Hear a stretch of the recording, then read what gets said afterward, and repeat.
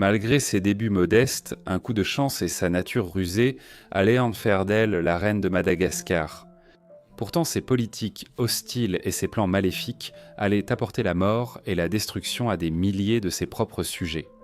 Ranavalona serait né vers l'année 1778 sur l'île de Madagascar. Son nom d'origine à la naissance était Romovo. Même si l'île est située dans l'océan Indien, à environ 400 km au large de la côte est de l'Afrique. On pense qu'elle descendait très probablement du groupe ethnique le plus dominant, les Marina, qui remontent leurs origines à l'Indonésie.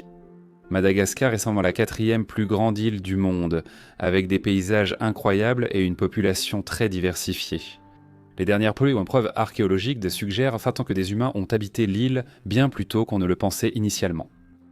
Une équipe de scientifiques de la Société zoologique de Londres a découvert des ossements d'animaux fossilisés, qui semblaient présenter des marques de coupe.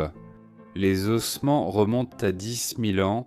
Une grande partie des habitants actuels retracent pourtant leurs origines aux colons, qui ont commencé à arriver par bateau vers l'an 500 après Jésus-Christ, depuis l'Afrique et l'Indonésie.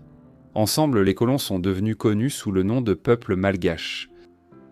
En 1500, une flotte de navires d'exploration portugais arriva sur l'île sous le commandement de Diogo Diaz, devenant ainsi les premiers Européens à poser le pied à Madagascar. Les Portugais avaient initialement nommé l'île Saint-Laurent. En tant que descendante du peuple malgache, Ranavalona est née comme une roturière, sans aucun droit héréditaire à une vie de noblesse. Et par conséquent, elle était incapable de lire ou d'écrire, n'ayant reçu aucune éducation. Il doit son accession au trône au hasard. Son père avait obtenu des informations sur une tentative d'assassinat contre le futur roi, Andrianam Boani Merina. Il a donc été informé du complot, qui a été déjoué avec succès. Son oncle, alors dirigeant du peuple, avait planifié l'assassinat. La raison de cette tentative était qu'il voulait que son propre fils prenne le trône.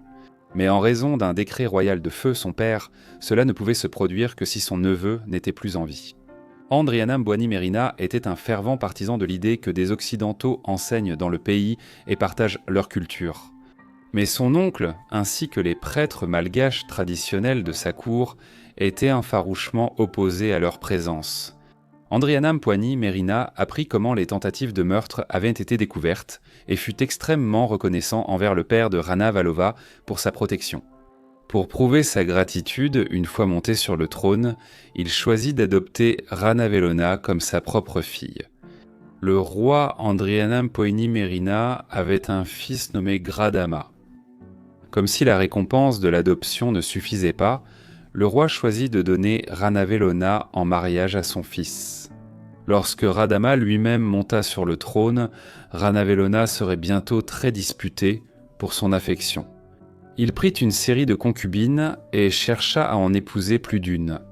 Ranavalona fut la première de ses 12 épouses, et à chaque nouveau mariage, la passion pour sa première commença à s'estomper, et les deux devinrent de plus en plus distants.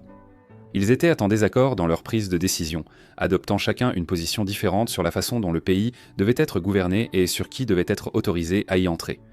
Pour aggraver les choses, Ranavalona n'eut pas d'enfant, et donc avec la succession de Radama très incertaine, elle devrait agir rapidement si elle voulait assurer sa place parmi les candidats. N'ayant pas donné de fils à son mari pour lui succéder, son avenir sombrait dans le désarroi. Lorsque, à l'été 1828, le roi Radama mourut à l'âge de 36 ans, selon les archives historiques, il souffrait énormément de ce qui semble avoir été la syphilis ou une cirrhose du foie. Et dans certains récits plus dramatiques de sa mort, il est affirmé qu'il se serait tranché la gorge lui-même pour échapper à la douleur de ses souffrances. Radama mourut entouré de 2 de ses plus proches courtisans. Les 2 courtisans soutenaient Rakatobe comme successeur. Rakatobe était le fils de la sœur aînée de Radama, et il était considéré comme intelligent, car il avait été le premier élève à avoir étudié à la première école fondée par la London Missionary Society à Antananarivo.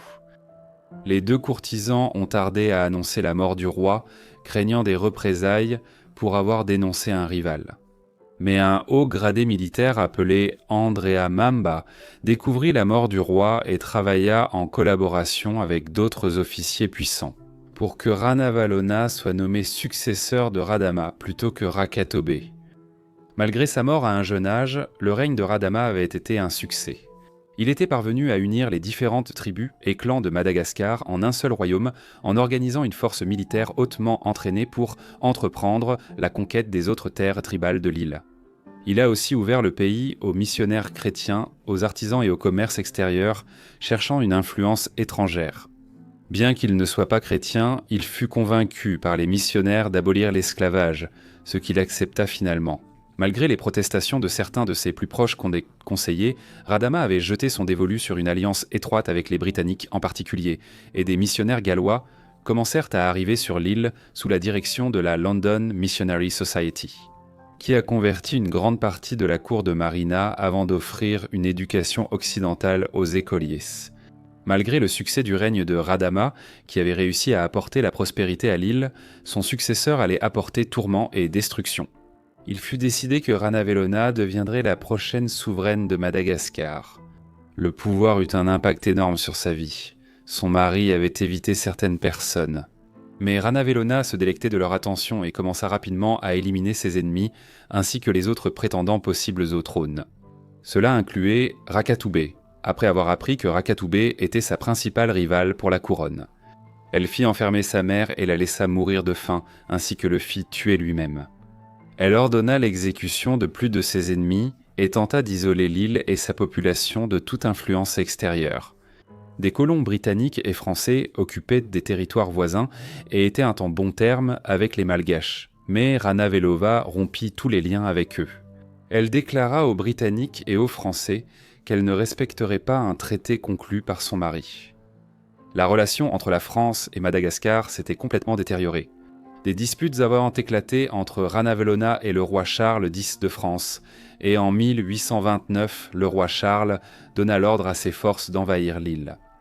Les forces françaises attaquèrent les villes de Tamatave et de Tintingui. Mais le peuple malgache soutint sa reine et combattit vaillamment les Français. Les Français se sont retirés et ont finalement annulé l'attaque, malgré l'inquiétude du peuple malgache pour sa reine. Ils étaient animés par la fierté nationale. Ranavalona a compris qu'elle devait ouvrir Madagascar au commerce britannique et français pour moderniser le pays. Ayant le potentiel d'exporter riz et bétail, elle a envoyé des délégations à Paris et Londres pour un nouveau traité, mais les négociations ont échoué. Madagascar n'a signé aucun traité avec la France ou la Grande-Bretagne, et en 1845, une force franco-britannique a envahi le pays. Une fois de plus, les Malgaches ont réussi à repousser l'attaque. Ranavalona a donc choisi de réduire sa dépendance aux importations européennes et a lancé l'installation d'usines sur l'île pour produire localement. Certaines de ces usines pouvaient employer plus de 20 000 personnes à la fois. Les Malgaches ont commencé à fabriquer leurs propres produits à grande échelle, ce qui comprenait des fusils à encre, des munitions, des canons à rhum, de la porcelaine, des briques de soie et bien plus encore. La dépendance à l'Europe a diminué, mais le pays a tout de même maintenu de bonnes relations commerciales avec les États-Unis pendant la transition de l'île. En utilisant leurs propres produits, Ranavalona fit construire un immense et magnifique palais dans la capitale, Antananariver. Elle fit également rédiger un code de loi et demanda à ses érudits de créer le premier dictionnaire en marina. Au palais, ses serviteurs lavèrent son corps avec du savon que les Européens avaient appris aux Malgaches à fabriquer. Elle se lavait dans une baignoire sur le balcon, visible de toute la ville. Elle était nue, sauf son chapeau, savourant l'attention des spectateurs en bas. Elle organisait de grandes fêtes au palais, montrant son amour des arts, et faisait orner les murs de peintures napoléoniennes.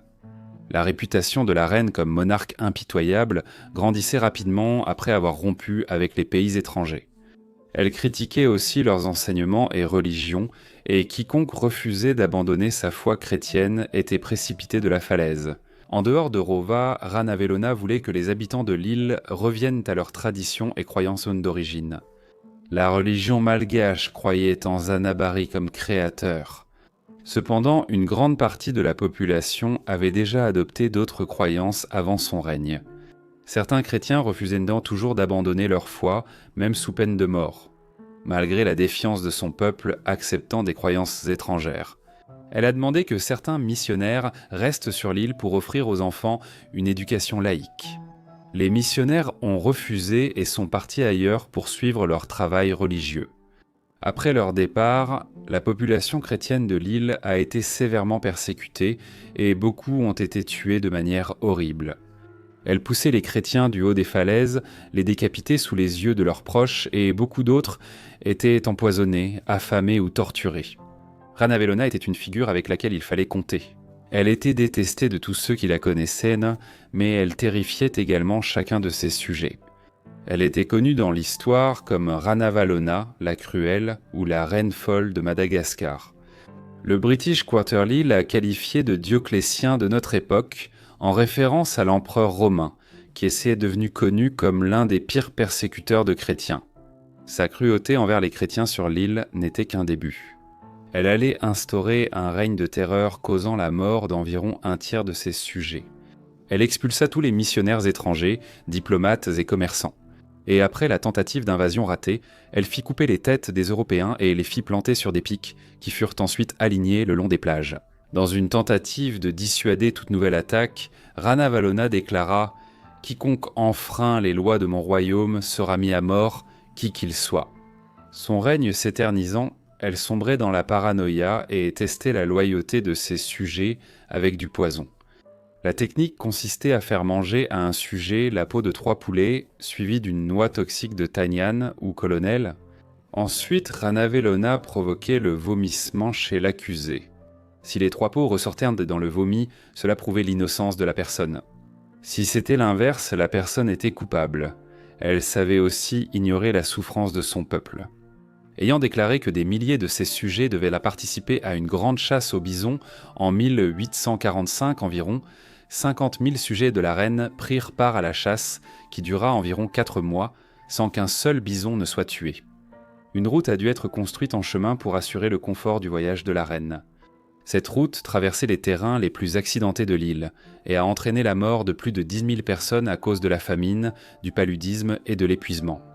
En 1853, des commerçants de l'île Maurice et de la Réunion ont offert à Ranavalona une somme de 15 000 $ en signe de bonne volonté pour les dommages causés par les attaques. En 1845, le commerce a été rétabli.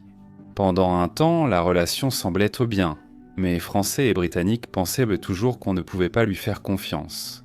Avec le temps, Ranavalona eut un fils, qu'elle nomma Rakoto Radama. À l'âge de 27 ans, il avait noué une relation chaleureuse avec les Français, les Britanniques et d'autres Européens. Il voulait aussi rouvrir le pays à l'influence étrangère. Malgré les efforts de sa mère, il a adopté une position contraire à sa gestion du royaume, avec son fils, futur héritier, opposé à son règne. Les gouvernements français et britanniques ont élaboré un plan pour renverser la reine et installer son fils comme nouveau roi. Désireux de prendre le pouvoir, Rakoto accepta de participer au plan. Malgré son désir de régner, le plan a été déjoué. Et Ranavalona fut profondément attristée par la tentative de trahison de son fils. Elle avait passé toute sa vie à combattre et à tuer ses rivaux, même au sein de sa propre cour. Mais cette fois, c'était son fils qui avait tenté de mettre fin à son règne. Le 16 août 1861, Ranavalona est morte dans son sommeil à l'âge de 83 ans, après un règne de 33 ans. Son fils Radama II, comme on l'appelait, lui succéda. Salut les gars, Forgotten Lives ici, merci à Mortis Media, mon grand frère, d'avoir narré cette vidéo, j'espère qu'elle vous a plu. Quoi qu'il en soit, je veux juste dire un grand merci à tous ceux qui se sont abonnés à la chaîne au cours de l'année ou de l'année et demie passée. On approche des 10 000. Comme d'habitude, si vous avez des idées de vidéos, envoyez-moi un email à l'adresse indiquée en description. Vous pouvez aussi consulter ma page Instagram Forgotten Lives dans la description. N'oubliez pas de liker, de vous abonner et d'activer la cloche de notification pour recevoir toutes mes vidéos dès qu'elles sont mises en ligne. Bref, c'est tout pour moi, alors je vous retrouve tous dans le prochain Forgotten Lives. Merci.